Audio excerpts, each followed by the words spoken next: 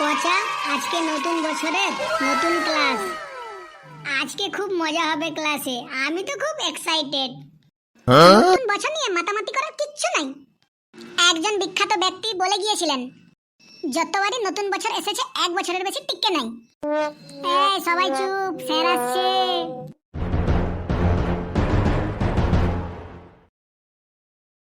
শুভ নববর্ষ sir. Happy new year sir. আমার গুণধন ছাত্রছাত্রীরা তোদেরকেও জানাই নতুন বছরের শুভেচ্ছা। তোরা বস বাবা, তোরা সবাই বস। স্যার আজকে কি হাফ স্কুল হবে? কেন রে, আজ হাফ স্কুল কেন হবে? কারণ স্যার আজকে আমাদের শুভ নববর্ষের পার্টি আছে, তো তাই জিজ্ঞাসা করছি সেইখানে যাব। পার্টি এখানেই হবে। তোদের সবার জন্য একটা করে গুড ডে বিস্কুট আনতে পাঠিয়েছি। সবাই মজা করে বিস্কুট খেয়ে জল খেয়ে নিবি। কি বললেন স্যার? আজকে শুভ নববর্ষের দিনে একটা করে মাত্র গুড ডে বিস্কুট দিবেন? বিস্কুট দেবো না তুই আর তোদেরকে কি দেবো? মদের বোতল দেবো, একটা করে চিকেন ললিপপ দেবো? আমাকে আর কিন্তু তোরা রাগাস না, মনে রাখিস আজকে মার খেলে তোদেরকে কিন্তু সারা বছর মার খেতে হবে। স্যার নতুন বছরে আমরা একদম মন লাগিয়ে পড়াশোনা করব, আর পড়াশোনা করে একদম ফাটিয়ে দেব। হেলু ঠিকই বলেছে, এই বছর আমরা একদম মন লাগিয়ে পড়াশোনা করব আর 100-র মধ্যে 110% নাম্বার আনার চেষ্টা করব। পচা, তুই কিন্তু বাড়াবাড়ি কথা বলিস না। শুন আমার গুণধন ছাত্রছাত্রীরা, আমি তোমাদের শুধু একটা কথাই বলবো। আজকে সবাই নিজে নিজের বাড়ি গিয়ে আয়নার সামনে দাঁড়াবে আর মনে মনে বলবে যে তোমাদের মধ্যে কি পরিবর্তন এসেছে, যেটা সারা বছর ছিল না, আজ 1 জানুয়ারিতে এসেছে। গুণধর ছাত্রছাত্রীরা, নতুন বছর মানে নতুন চিন্তা ভাবনা, নতুন ইচ্ছা আর নতুন উদ্যোগ আর নতুন আশা আর নতুন আলো, এই সব তোমাদের মধ্যে নিয়ে আসো। আর এটাই হবে তোমাদের নতুন বছর। 30শে ডিসেম্বর থেকে 1 জানুয়ারি অবধি এই দুদিনের মধ্যে তোমরা যদি নতুন বিচার বিবেচনা না আনো, এই বছরও তোমাদের তবে বৃথা যাবে। নতুন বছরে নতুন নতুন চিন্তা ভাবনা তোমাদের জাগরণ হতে হবে, আর পড়াশোনায় ভালো করে মন দিতে হবে। পড়াশোনার জন্য নতুন নতুন প্ল্যান করো, আর পরীক্ষায় কি করে বেশি নাম্বার আসবে তার নতুন নতুন টেকনিক বার করো। নতুন বছর তখনই তোমাদের কাছে সার্থক হবে যখন তুমি নতুন বছরের নতুন নতুন প্ল্যানিং করে পড়াশোনা করবে, মনে জোশ আনবে। তোমরা সবাই মনে জোশ নিয়ে আসো যে এই বছর তোমরা দিন রাত পড়াশোনা করে একদম বাবা মায়ের নাম রৌশন করে দেব। আবার আমার এই কথা শুনে অনেকে মনে মনে ভাবতে শুরু করে দিয়েছো এই বছর এই করব সেই করব, 24 ঘন্টার মধ্যে 25 ঘন্টা পড়াশোনা করব, ফাটিয়ে ফেলবো, একদম ধোঁয়া উড়িয়ে দেব। কিন্তু আমি জানি তোমরা আগের মতো 2-1 দিন পর আবার হয়ে যাবে। তোমরা মনে মনে ভাবো আর সেটাকে কাজে লাগাও। বিরাট বড় ব্যাপার, আর তোমরা বিরাট কিছু ভাবো। তোমরা ভাবো আর এই বছর নতুন কিছু করে দেখাও, যে নিজেকে তোমরা এই বছর বদলে ফেলবে, পুরা একদম এত ভালো করে পরীক্ষা দিবে যেমন তোমরা ফার্স্ট প্রাইজ পাবে। তোমরা সবাই মনে মনে ভাবো যে আমরা খাওয়া ছেড়ে দেবো, জামা পরা ছেড়ে দেবো, বিয়ে ঘর যাওয়া ছেড়ে দিব, মোবাইল ঘাটা ছেড়ে দিব, তবু আমরা পড়াশোনা কিছুতেই ছাড়বো না। স্যার আপনি একটু জল খেলেন, মনে হয় আপনার গলাটা শুকাই গেছে। তোরা সকাল থেকে শুধু শুভ নববর্ষ চিল্লেই যাচ্ছিস। এই শুভ নববর্ষ আসলে কি তোরা জানিস? তোদেরকে এতবার করে শুভ নববর্ষ বলার কিছুর দরকার নেই। তোদের মনের মধ্যে, মস্তিষ্কের মধ্যে, ব্রেনের মধ্যে নতুন নতুন চিন্তা ভাবনা নিয়ে আয়, তাহলেই হবে সেটা প্রকৃত নববর্ষ। স্যার আপনার কথা শুনে মনের ভিতরে একদম আনন্দ ফুটে জেগে উঠে এলো। স্যার আপনার কথাগুলো একদম অমৃতের মতো লাগলো। আমরা একদম মোটিভেট হয়ে গেলাম। স্যার এই বছর আমি একদম পড়াশোনা করে ধোঁয়া ছিটিয়ে ফেলবো। স্যার আমিও একদম আপনার কথাগুলো শুনে মোটিভেট হয়ে গেলাম। তাই খগেন স্যার জিন্দাবাদ জিন্দাবাদ, খগেন স্যার জিন্দাবাদ জিন্দাবাদ, খগেন স্যার জিন্দাবাদ জিন্দাবাদ। স্যার আপনার কথায় মোটিভেট হয়ে আজকে আমি শপথ গ্রহণ করছি যে আজ থেকে আমি মিথ্যা কথা বলা বন্ধ করে দেব। স্যার আমি পরীক্ষায় টুকলি করা বন্ধ করে দেব। শপথ করলাম আমি আজকে। স্যার আমি শপথ করছি আজ থেকে আমি ভাট বকা বন্ধ করে দেব। স্যার আজ থেকে আমিও শপথ করছি যে মোবাইল দেখা বন্ধ করে দেব।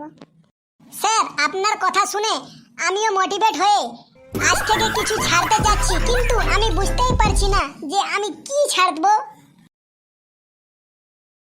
তুই এক কাজ কর, আজ থেকে তুই স্কুলটাই ছেড়ে দে। কেন আমি স্কুল ছাড়তে যাব? আমি কিছুই ছাড়বো না। তুই কি করবি করে নে। দেখেছেন স্যার, আপনি এতক্ষণ দিয়ে ভাষণ দেওয়ার পরও লেবু বলছে আমি কিছুতেই কিছু ছাড়বো না। এই একদম বকবক না সবাই চুপ কর, মনে রাখিস আজ আমার হাতের মার খেলে একদম কিন্তু সারা বছরই মার খাবি। আমাকে কিন্তু মার দিতে তোরা বাধ্য করিস না। স্যার আপনার কথা শুনে আমার জোশটা একদম বেড়ে গেল। নতুন বছরে আমি সব কিছু ছেড়ে দেব। স্যার আমিও সব কিছুই ছেড়ে দেব, পায়খানা প্রস্রাব সব কিছুই ছেড়ে দিব, দরকার হলে এই বছরে স্কুলও ছেড়ে দেব। আমি পড়াশোনা ছাড়বো না স্যার। স্যার আজকে কি আর পড়াশোনা হবে না স্যার? কেন হবে না পড়াশোনা, কেন হবে না? আজকেই তো আরো ভালো করে পড়াশোনা করতে হবে। নে এইবার পড়াশোনা শুরু করছি। হ্যাঁ স্যার, তাহলে পড়াশোনা শুরু করুন। লে পচা, তাহলে তুই দাঁড়া। তুই বল ইংরেজ জামানায় গান্ধীজি কি কি আন্দোলন শুরু করেছিলেন? স্যার আপনার সামনে গিয়ে বলবো? ইয়েস, খুব ভালো, আয় তাহলে আমার সামনে এসে বল। স্যার ইংরেজ জামানায় গান্ধীজি যে যে আন্দোলন করেছিলেন তার অ্যান্সার আমি জানি না।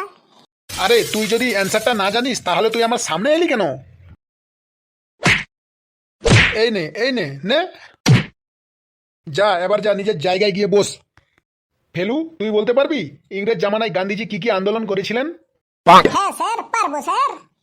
বেশ ঠিক আছে, তাহলে আমার সামনে এসে বল। স্যার ইংরেজ জামানায় গান্ধীজি অনেক আন্দোলন করেছিলেন, অনেক বড় বড় আন্দোলন করেছিলেন। উনি বেশিরভাগ সময় আন্দোলনই করতেন, যখন সময় পেতেন তখনই আন্দোলন করতেন।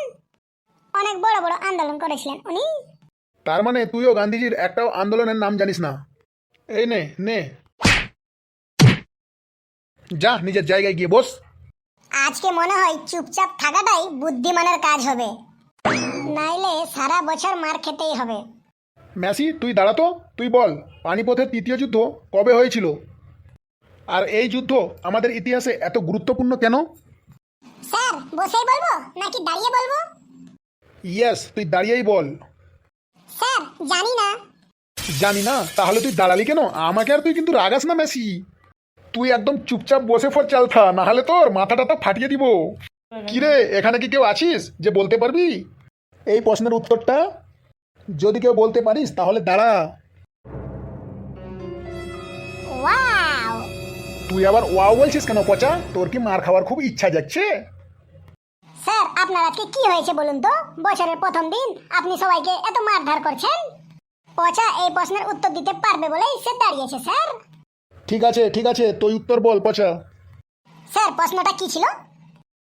কাণ্ড, ওর প্রশ্নটাই মনে নেই, সে উত্তর কি দিবে? তুই যখন দাঁড়িয়েছিস তোকে প্রশ্নের উত্তর দিতেই হবে, না হলে তোর মেরে পুরো ঠান্ডা করে দেবো। আমাকে কিন্তু অনেক রাগিয়েছিস তোরা আজকে। প্রশ্নটা হলো পানিপথের তৃতীয় যুদ্ধ কবে হয়েছিল, আর ইতিহাসে এই যুদ্ধ এত গুরুত্বপূর্ণ কেন? স্যার পানিপথের তৃতীয় যুদ্ধ যেটা হয়েছিল সেটা পানিপথের দ্বিতীয় যুদ্ধের পরে হয়েছিল। এই যুদ্ধ এতটা গুরুত্বপূর্ণ কারণ হলো প্রথম যুদ্ধের অনেক পরে হয়েছিল আর চতুর্থ যুদ্ধের অনেক আগে হয়েছিল, তাই। আর বাকিটা তো আপনি সব জানেন স্যার, আমি আর নতুন করে কি বলবো বলুন স্যার? তুই কি বলতে চাচ্ছিস ভালো করে বলতো, না হলে তোর কিন্তু আজকে কপালে খুব দুঃখ আছে বলে দিচ্ছি। স্যার আজকে শুভ নববর্ষ, মানে আজকে বছরের প্রথম দিন। আজকে যুদ্ধের সম্পর্কে আলোচনা করতে আর মারামারি করতে ভালো লাগছে না স্যার। স্যার আজকে শুভ নববর্ষ নিয়ে আলোচনা করা হোক স্যার। বেশ ঠিক আছে, শুভ নববর্ষ নিয়ে যখন তুই আলোচনা করতে বলছিস, বল তুই পয়লা বৈশাখের দিন কি কি করিস বল, সারাদিন বল। বলছি স্যার, পয়লা বৈশাখ হলো একটা নতুন বছরের শুরু। গোটা চৈত্র মাসটা ধরে সবার মতো আমিও এক্সাইটেড হয়ে থাকি যে শুভ নববর্ষের প্রথম দিনটা কবে আসবে। বছরে ওই একটি দিন আমি পাই যে দিনটিতে যে নানা প্রজাতির রং বেরঙের মিষ্টি খেতে পাই আর হরেক রকমের ছবি দেখতে পারি। মানে আমি হালখাতার মিষ্টির প্যাকেট আর ক্যালেন্ডারের কথা বলছি স্যার। হালখাতার মিষ্টিগুলো বাসি হলেও কি হবে, কিন্তু খেতে ভরো মিষ্টি লাগে। আমার বাবা ওই দিন অনেক মিষ্টির প্যাকেট আর ক্যালেন্ডার আনে, কারণ আমরা সারা বছর সব দোকানদারের কাছ থেকে ধারে বাকিতে মালপত্র কিনে খাই তো, তাই জন্য। আর আমার বাবা ওই দিনটাকে সবাইকে বোকা বানায়, মানে এপ্রিল ফুল করে ওই দিনটাকে, তাই অনেক মিষ্টির প্যাকেট আর ক্যালেন্ডার নিয়ে আসে। সবকে টাকা দেয় না, 100 টাকা করে দিয়ে মিষ্টির প্যাকেট আর ক্যালেন্ডার নিয়ে চলে আসে। পয়লা বৈশাখের দিন তোর বাবা সবাইকে বোকা বানায়, সেটা আবার কিভাবে বলতো? বলছি স্যার বলছি, বাবা যে হালখাতা করে সেই মিষ্টির প্যাকেটগুলো আনে, আমরা সবাই ঘরে বসে খেয়ে নিই। খাওয়ার পর ওই খালি প্যাকেটে তারপর বাবা ওই নারকেল গাছের ছোট্ট ছোট্ট গুটিগুলা যে পড়ে না, সেইগুলাকে নিয়ে সেই মিষ্টির খালি প্যাকেটে ভালো করে প্যাকিং করে গার্ডার দিয়ে প্রত্যেকটা প্যাকেট ক্যারি ব্যাগের মধ্যে ভরে। আর গত বছরের ক্যালেন্ডারগুলো পুরাতন গোল গোল করে মুড়িয়ে গার্ডার দিয়ে ওই ক্যারি ব্যাগের মধ্যে ভরে আর ওই ক্যারি ব্যাগের হ্যান্ডেলটা একটু ছিঁড়ে রাস্তার মধ্যে ফেলে রাখে। আর রাস্তায় যাওয়া মানুষেরা ওই ক্যারি ব্যাগের হ্যান্ডেল ছিঁড়া প্যাকেট দেখে ভাবে কেউ হয়তো হালখাতা করে বাড়ি ফিরছিল, তার সাইকেল থেকে ক্যারি ব্যাগের হ্যান্ডেল ছিঁড়ে রাস্তায় মনে হয় পড়ে গিয়েছে। তখন তারা ওই ক্যালেন্ডার সহ মিষ্টির প্যাকেটটা কুড়িয়ে যখন বাড়ি নিয়ে গিয়ে দেখে, মহানন্দ হয়ে খুব এক্সাইটেড হয়ে সেই প্যাকেটটি খুলে তখন তারা দেখে, ও মা, সেই মিষ্টির প্যাকেটের ভিতরে ছোট ছোট নারকেলের গুটি ভরা, আর ক্যালেন্ডারটাও আগের বছরের পুরাতন। এইভাবে আমি আর আমার বাবা নতুন বছরের প্রথম দিনটা সবাইকে বোকা বানিয়ে এপ্রিল ফুল বানিয়ে আমরা মজা করি। ওই দিন আমার বাবা সবাইকে এরকম বোকা বানায় আর আমরা খুব আনন্দ ভোগ করি। কি সাংঘাতিক রে! তুই থাম থাম, এবার আমি বুঝতে পারছিস তুই এইরকম কেন। যেমন বাবা তেমন তো তার ছেলে হবেই। তোরা সবাই বস, এখন আমি আসি, আর থাকা যাচ্ছে না রে বাবা। তো বন্ধুরা, আমার এই ভিডিওটি কেমন লাগছে তা কমেন্ট বক্সে অবশ্যই জানাবেন, আর চ্যানেলটিকে সাবস্ক্রাইব করে বেল আইকনটি বাজিয়ে দেবেন, যাতে এরকম নতুন নতুন মজার হাসির ভিডিও তাড়াতাড়ি আপনাদের কাছে পৌঁছাতে পারে। ধন্যবাদ।